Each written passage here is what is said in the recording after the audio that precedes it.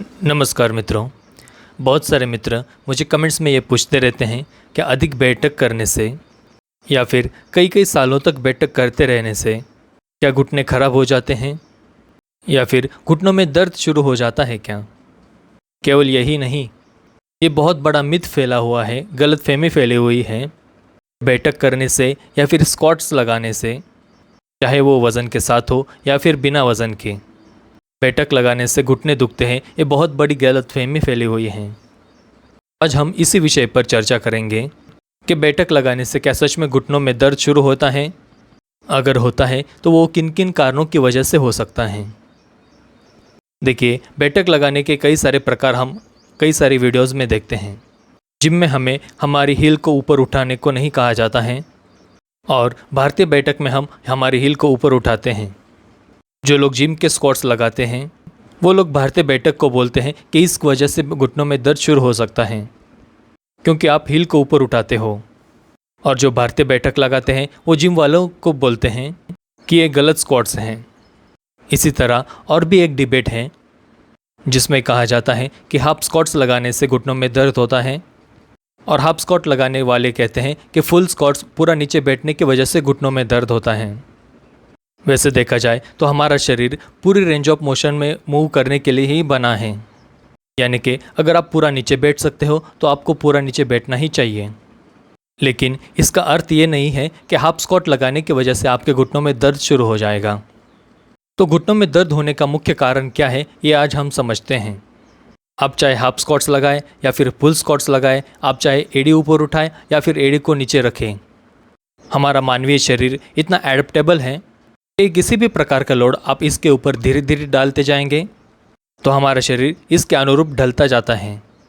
लेकिन हाँ, अगर आप अपने शरीर के ऊपर अचानक से कोई लोड डालते हैं, अचानक से आपके शरीर के ऊपर कोई भार आ जाता है या फिर अचानक से आप कोई अलग एक्टिविटी करने लग जाते हो, तब आपका शरीर जवाब दे देता है, आपके जॉइंट्स जवाब दे देते हैं। जैसे कि समझ लो कोई फुटबॉल खेलने वाला प्लेयर है और दूसरी तरफ एक बिल्कुल ही आम इंसान है जो कि सेडेंटरी लाइफ जीता है और बैठे रहता है। अब जो फुटबॉल खेलने वाला है उसको किसी भी तरफ किसी भी प्रकार से मोड़ने को कहो, उसके एंकल्स इतने स्ट्रांग होते हैं वो किसी भी प्रकार से कितनी भी तेज़ी में मुड़ सकता है। लेकिन वही वो जो सेडेंटरी लाइफ जीने वाला बैठे रहने वाला मनुष्य, उसे थोड़ा सा दौड़ने को कहो और उसका पैर मुड़ जाए तो तुरंत उसके पैर में स्प्रेन हो जाएगा या फिर फ्रैक्चर भी हो सकता है। दोनों भी मानवीय शरीर ही हैं, लेकिन आप अपने शरीर को किस प्रकार से भार में ढालते हैं ये ज़्यादा महत्वपूर्ण होता है आपके जॉइंट्स के लिए। इसी प्रकार से जब भी आप बैठक लगाना शुरू करते हो तो आप अपने शरीर को किस प्रकार से ट्रेनिंग देते हो ये बहुत ज़्यादा महत्वपूर्ण होता है। अगर आपने कभी भी जीवन में व्यायाम नहीं किया है और आप पहले ही दिन अचानक से 50-100 बैठक लगा दोगे या फिर आपकी उम्र 50 से 60 साल के ऊपर है, तब आपने अगर कभी व्यायाम नहीं किया है और आप अचानक से बैठक लगाना शुरू कर दो, तब तो आपके घुटने दुखने ही वाले हैं। क्योंकि जिस भी चीज़ की शरीर को आदत नहीं होती है उसकी वजह से शरीर में सूजन आ जाती है, वहाँ पे रक्त का प्रवाह बढ़ता है, शरीर वहाँ रिपेयरिंग करने के लिए तैयारी करता है।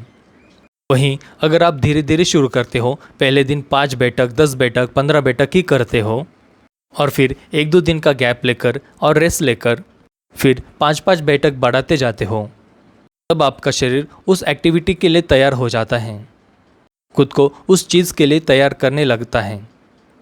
बहुत सारे मित्र ये भी कहते हैं कि हमने बहुत सारे पहलवान या बॉडी बिल्डर्स को देखा है जिनके बुढ़ापे में घुटने बहुत ज़्यादा दर्द करते हैं, उन्हें उठने बैठने में भी प्रॉब्लम होती हैं।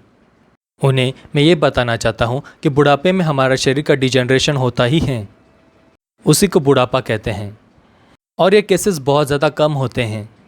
आज भी आप बहुत ज़्यादा पहलवान ऐसे देखोगे जो 80-90 साल में भी बैठक लगाते हैं, व्यायाम करते हैं। लेकिन जो भी पहलवान या बॉडी बिल्डर्स आपको ऐसे देखते हैं जिनके घुटनों में दर्द होता है बुढ़ापे में, उन्हें या तो संधिवात यानी कि आर्थराइटिस होता है जिसकी वजह से उन्हें घुटनों में दर्द होता है। ये बीमारी है और ये जेनेटिकली होती है, इसके पीछे बैठक का कोई भी कारण नहीं है। दूसरा एक मुख्य कारण है घुटने दुखने का और वो है आपका डाइट।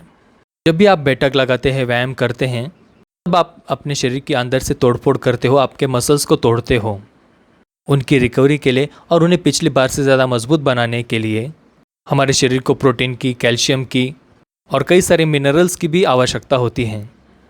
अगर ये सब चीज़ें हमारे शरीर को उपयुक्त मात्रा में ना मिलें और सालों साल हम उसी प्रकार से व्यायाम करते रहें और अच्छा खाना भी न खाते रहें, तब जाकर हमारे घुटने बहुत ज़्यादा डिजेनरेट हो जाते हैं और फिर घुटनों का दर्द बहुत ज़्यादा शुरू हो जाता है।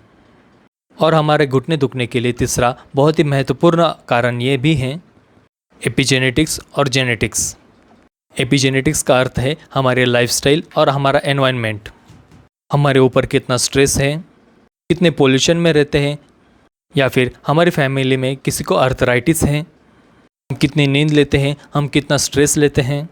इन सभी चीज़ों का हमारे शरीर के ऊपर बहुत ही गहरा असर पड़ता है। तो ये 3 मुख्य कारण हैं हमारे घुटने दुखने के।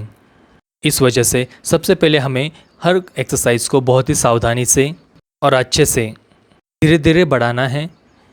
उस एक्सरसाइज को समझ लेना है, हमारा आहार भी अच्छा रखना है और हमारी लाइफ में स्ट्रेस कम लेना है। ये वीडियो आपको कैसी लगी ये मुझे नीचे कमेंट्स में ज़रूर बताइए। वीडियो देखने के लिए बहुत बहुत धन्यवाद। मिलते हैं अगली वीडियो में। जय श्री राम।